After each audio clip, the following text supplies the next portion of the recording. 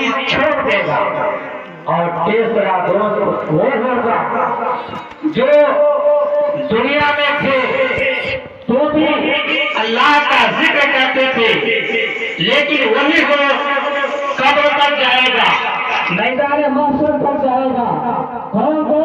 آپ نے دنیا میں نماز پڑھے ہیں، روزہ رکھے ہیں، حج کیے ہیں، زکات دیے ہیں، ایک دوسرے کے ساتھ حسن سلوک سے پیش آئے ہیں، یہ دولت، یہ دوست وہاں تک ساتھ رہے گا جب تک آپ کی بخشش نہ ہو جائے، جب تک آپ کی مغفرت نہ ہو جائے، جب تک اللہ تبارک و تعالیٰ سے سفارش کر دو گے، جنت تک نہ پہنچا دے، تب تک وہ دوست آپ سے جدا گا۔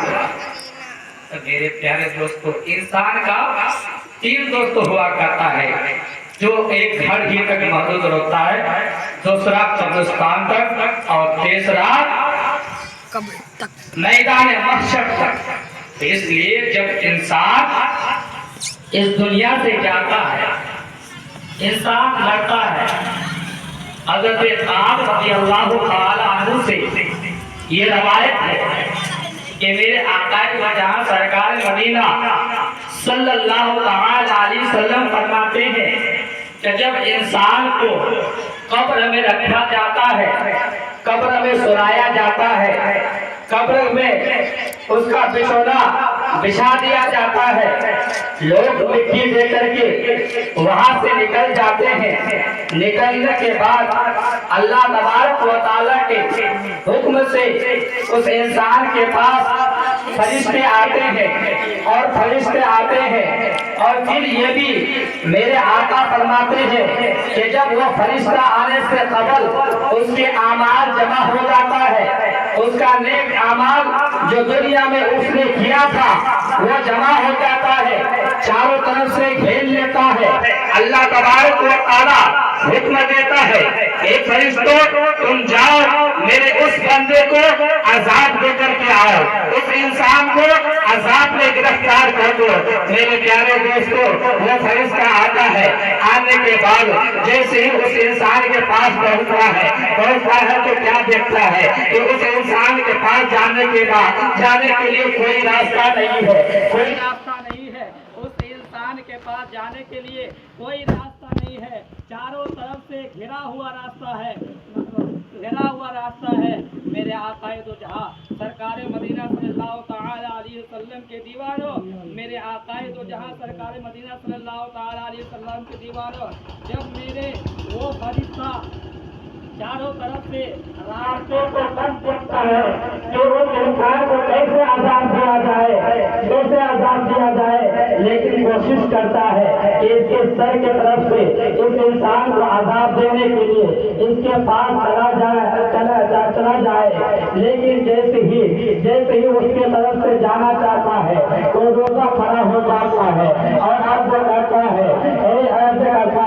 اے فرشتہ تم یہاں سے نکل جاؤ، یہاں سے تم چلے جاؤ، کیونکہ تمہیں یہاں جانے کے لیے راستہ نہیں ہوگا۔ وہ فرشتہ عرض کرے گا آخر بات کیا ہے، کیا وجہ ہے کہ اس انسان کو عذاب دینے سے روک رہے ہو؟ تو وہ کہتا ہے اس نے اللہ تبارک و تعالیٰ کے خوش نبی کے لیے انہوں نے روزہ رکھا تھا، اس لیے تمہارا یہاں سے کوئی راستہ نہیں ہے، اے فرشتہ تم یہاں سے واپس چلے جاؤ۔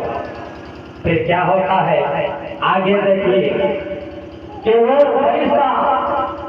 پاؤں کی طرف سے آتا ہے، ویل کی طرف سے آتا ہے عذاب دینے کے لیے، تو نماز کھڑا ہو جاتا ہے، نماز پڑھتی ہے، اے فرشتہ تم یہاں سے چلے جاؤ، یہاں سے تم چلے جاؤ۔ اس لیے انہوں نے اللہ تبارک و تعالیٰ کی خوش نبی کے لیے انہوں نے لمبی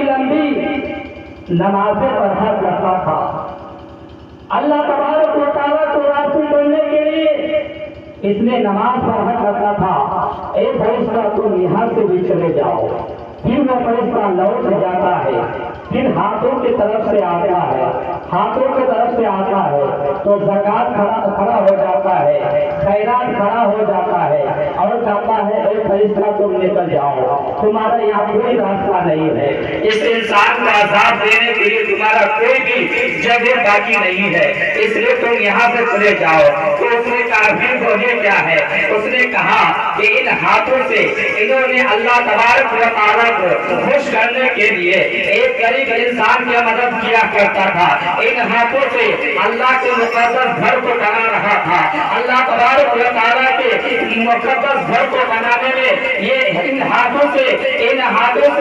اللہ کے رسول صلی اللہ علیہ وسلم کے مدرسے کو تعمیر کیا کرتا تھا، یہ اپنی محنت کی کمائی ہوئی دولت کو اللہ کے راہ میں خرچ کیا کرتا تھا، اس لیے اے فرشتہ تم یہاں سے چلے جاؤ۔ جب چاروں طرف سے اس فرشتے کو راستہ نہیں ملا، پھر وہ فرشتہ اللہ تبارک و تعالیٰ کے بارگاہ میں جاتا ہے اور عرض کرتا ہے اے میرے پروردگار عالم، میں نے تیرے فرزندہ کے پاس گیا تھا عذاب دینے کے لیے، ان کے ساتھ تمام اعمال صالحہ چاروں طرف سے گھیر رکھا ہے، اے میرے پروردگار عالم مجھے وہاں پر جانے کا راستہ نہیں ملا، اس لیے اے میرے پروردگار عالم اب فرمائیے کیا حکم ہے؟ اللہ تبارک و تعالیٰ فرماتا ہے جاؤ پھر اس بندے کے بعد اور جا کر کے اس کے قبر میں جنتی بچھونا بچھا دو، جنتی کھڑکی کھول دو اور اس کے قبر میں ایک چراغ جلا دو۔ وہ فرشتہ آتے ہیں، آنے کے بعد اس کے قبر میں جنتی فرش بچھاتے ہیں اور جنتی کھڑکی کھول دیتے ہیں اور کہتے ہیں اے انسان تمہارے لیے دنیا کا بھی زندگی اچھی تھی اور قبر کی منزل کی زندگی بھی اچھی ہے۔ میرے پیارے دوستو، اگر آپ نیک اعمال کر رہے ہیں تو آپ کا یہ نیک اعمال ضائع نہیں ہوتا ہے، بلکہ جیسے ہی آپ کو قبر میں رکھا جاتا ہے ویسے ہی وہ تمام نیک اعمال آپ کے پاس جمع ہو جاتی ہے۔ تو میرے پیارے دوستو، اس لیے ہمیں اور آپ کو اللہ تبارک و تعالیٰ کو راضی کرنے کے لیے رب کی فرما برداری پر عمل کرنا ہوگا، تب اللہ تبارک و تعالیٰ تم سے راضی ہوگا۔